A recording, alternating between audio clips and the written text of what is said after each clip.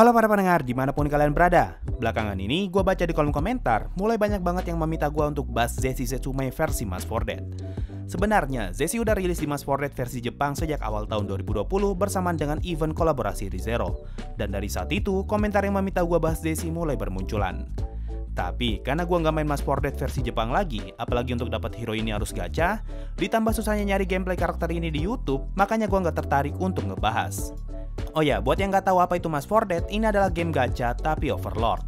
Cerita dari Mask 4 Dead pun bisa dibilang non-canon karena menggunakan premis awal di mana Nazarick terkirim dalam kondisi hancur. Kalau penasaran seperti apa ceritanya, gue sudah pernah buat 3 part untuk nyeritain chapter 1 Mask 4 Dead. So, daripada terlalu lama, mari kita bahas sekuat apa Zesi Setsume jika menggunakan dasar dari Mask 4 Dead. Dalam Mask 4 Dead, setiap karakter punya satu skill terkuat yang kalau digunakan akan memunculkan animasi atau lu bisa sebut special skills. Nah, gue nemu video dari channel official Mask 4 Dead yang memperlihatkan trailer dan special skillnya Zesi. Jadi, sebagai awal video ini, mari kita lihat trailer dan gameplay dari Zesi, lalu kemudian bakal gue breakdown satu persatu. 私に勝てる男との間に生まれる子供はどれほどのものになるかしら。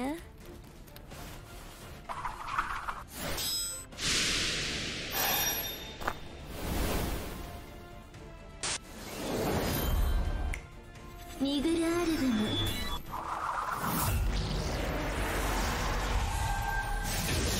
さあ死になさい。さようなら。 Nah, kalimat awal yang Zesi sebutkan di sini adalah kalimat yang sama persis dia katakan di awal season 2, yaitu akan seperti apa anak dari laki-laki kuat yang mampu mengalahkanku. Jadi bisa kita bilang kalau kalimat ini bukanlah informasi baru. Sekarang kita diperlihatkan intro dari karakter Zesi. Tidak banyak yang bisa gue komentari selain cara Zesi menggunakan sabitnya yang terlihat seperti mengeluarkan aura hitam. Kalau di Overlord, aura hitam biasanya disebut sebagai negatif energi. Kemudian kita diperlihatkan seperti apa special skillnya Zesi. Dimulai dari hentikan jari, dunia perlahan-lahan mulai kehilangan warna dan menjadi abu-abu. Ini adalah efek yang sama persis dengan sihir time stop milik Ainz. Lalu, kalau kita hubungkan dengan kalimat yang Zesi ucapkan yaitu kalian tidak bisa lari, maka ini bisa memastikan kalau Zesi juga menggunakan sihir penghenti waktu untuk membuat musuhnya tidak bisa lari. Setelah itu, Zesi seperti mengumpulkan energi negatif ke sabitnya dan berkata, waktunya mati. Lalu layar seperti pecah dan diakhiri dengan ucapan selamat tinggal dari Zesi. Kalau kita lihat efek dari serangan Zesi, sepertinya itu adalah skill yang bisa merusak dimensi. Karena di akhir serangan, dunia yang dia hentikan seperti dirusak secara paksa, makanya terlihat serpian kaca bertebaran. Jadi dengan ini, gue berkesimpulan kalau Zesi bisa menggunakan sihir ruang dan waktu. Dia bisa menghentikan waktu dengan time stop dan merusak dimensi dengan skill yang belum diketahui. Tapi kalau gue berasumsi, kemungkinan serangan terakhir Zesi mirip dengan reality slash yang Ainz punya, yaitu skill yang mampu memotong dimensi. Oke, berhubung sampai sekarang tidak ada skill penghenti waktu selain time stop, jadi bisa kita anggap kalau sihir penghenti waktu Zesi sama dengan sihir yang Ainz punya.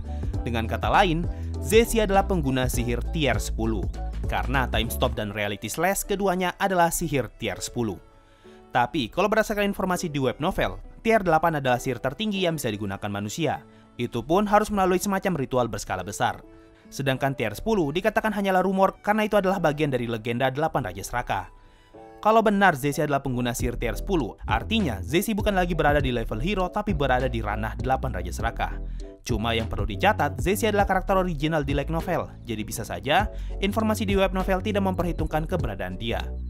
Nah, kalau berdasarkan informasi dari light novel, di mana ketika player mencapai level 70 ke atas, mereka mulai mendapatkan super tier magic atau bisa kita bilang sihir tier 11, artinya sebagai pengguna sihir tier 10, kemungkinan level Zesi berada di sekitar 65 hingga 70. Oh ya, gue juga mau klarifikasi. Di video Black Scripture gue bilang kalau Maruyama membuat tweet dan berkata kalau Zesi lebih kuat daripada Lupus Regina. Nah, yang benar adalah Maruyama ditanya mana yang lebih kuat, apakah Zesi atau Lupus. Lalu dijawab, Zesi. Dengan kata lain, kekuatan Zesi berada di atas Lupus dan sangat memungkinkan jika dia lebih kuat daripada Nabe. Berbeda dengan perkataan Shaltir di dalam novel, yang memang secara spesifik mengatakan kalau leader dari 13 pahlawan lebih kuat daripada Solution. Nah, di Overlord bonus volume, Cure Elim baru menyadari kalau Ainz adalah player ketika dia menggunakan staff Ainz Soul Gone dan sihir Armageddon Evil yang adalah sihir tier 10. Nah, melihat hal ini, Cure Elim langsung emosi dan berkali-kali memaki player dengan sebutan kotoran Dragon Emperor. Jadi, kalau kita hubungkan, alasan kenapa para kardinal menyembunyikan keberadaan Zesi sampai sekarang karena dia adalah pengguna sihir tier 10. Dan itu akan sangat menarik perhatian Dragon Lord, bahkan bisa memancing amarah mereka. Sedangkan leader dari 13 pahlawan bukanlah pengguna sihir tier 10, sehingga dia bisa bergerak lebih leluasa tanpa memancing mencuri perhatian Dragon Lord. So, itu tadi adalah hasil analisis gua mengenai kekuatan Zesi kalau berdasarkan informasi dari Mas Fordet. Nah, sekarang, berhubung gua dapat rekaman gameplay dan deskripsi Zesi dari Instagram chaos_before, jadi sekalian gua bakal bacakan deskripsinya. By the way, thanks untuk chaos before. Di sini tertulis namanya sebagai Zesi Zetsume, si kursi ekstra dari Black Scripture. Rasnya adalah manusia, bukan tertulis half elf atau half human, tapi ditulis sebagai manusia. Anggota dari unit terkuat selain teokrasi yaitu Black Scripture, sang kursi ekstra dengan julukan Death and Death. Black Scripture adalah tempat berkumpulnya orang-orang kuat, dan Zesi dianggap sebagai anggota terkuat dari kelompok ini. Dia lahir sebagai seorang darah campuran dan bertugas untuk menjaga tempat di mana 5 pilar dewa disimpan. Buat lu yang gak tahu apa itu 5 pilar, ini sempat disebutkan Moriyama di Author Talk volume 4. Yang simpelnya, dia berkata kalau Zesi adalah penjaga 5 pilar, dan kemungkinan ini adalah sebutan untuk item terkuat yang selain teokrasi miliki.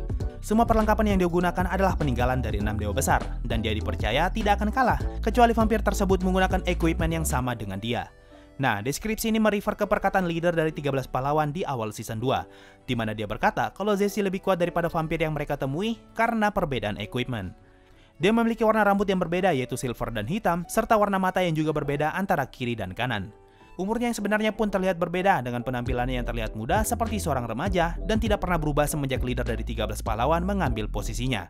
Penampilannya seperti ini bisa dijelaskan dengan telinga yang tersembunyi di balik rambutnya, akan tetapi dia membenci itu. Jadi leader dari 13 pahlawan memilih untuk diam dan mencoba mengabaikan.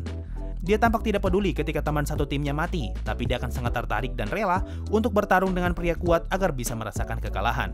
Dia bahkan rela menikah dengan siapapun meskipun bukan dengan manusia selama orang itu mampu mengalahkan dirinya. Untuk menghabiskan waktu, dia bermain dengan Rubik peninggalan 6 dewa besar yang sepertinya mainan ini sudah tersebar ke seluruh penjuru negeri. Tapi menyamakan dua sisi ternyata lebih sulit daripada satu sisi saja. Oke, itu tadi adalah deskripsi Zesi Zetsume yang tertulis di versi Mas Fordet. Kalau dari yang gua baca, sama sekali tidak ada informasi baru yang bisa diambil dari deskripsi ini. Rata-rata yang tertulis semuanya sudah dijelaskan di dalam novel dan author Tough. Satu-satunya informasi baru yang bisa kita ambil hanyalah special skills milik Zesi yang kemungkinan besar adalah Sir Tier 10 Time Stop.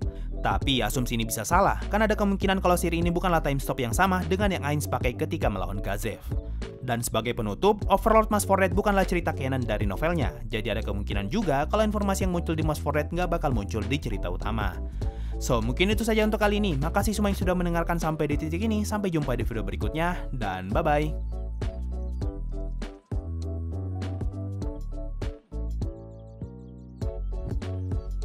Yo, waktunya Saweria, ada dari No Name. Semangat terus bang bikin kontennya. Iya, makasih bro. Ada dari Yukinon. Jujutsu Kaisen menurut lo gimana bang? Impresi pertama lo saat nontonnya? Kalau lu tanya gua, impresi pertama gua sih niat. Ini anime niat banget dibuatnya, dan entah kenapa, kayaknya anime yokai dan iblis seperti ini biasanya punya penggambaran yang bagus, kayak Ao no Exorcise, Kimetsu no Yaiba, dan Jujutsu Kaisen. Ada dari Nekopoi, bang, jika Zesi full item versus Shaltir full item, menang siapa bang? Untuk PvP, 100% pasti Shaltir. Dan terakhir ada dari Pohon, bang, Shaltir pernah nangkap anggota Black Scripture? Ceritain dong. Iya, bagian ini ada di versi novel dan komik, tapi di versi anime, bagian ini kena skip. Jadi, karena Shaltir diberi misi untuk mencari dan menangkap orang kuat, makanya sebelum dia tercuci otak, dia sebenarnya masih sempat untuk mengikat 2 orang dari Black Scripture dengan menggunakan Mass Hold Species. Tapi bagian ini dilangkahi di anime, dan Shaltir langsung terkena cuci otak lalu menyerang Kaire menggunakan Purifying Javelin. So, itu tadi dari Saweria, makasih semua yang sudah mau donasi, sampai jumpa di video berikutnya, bye!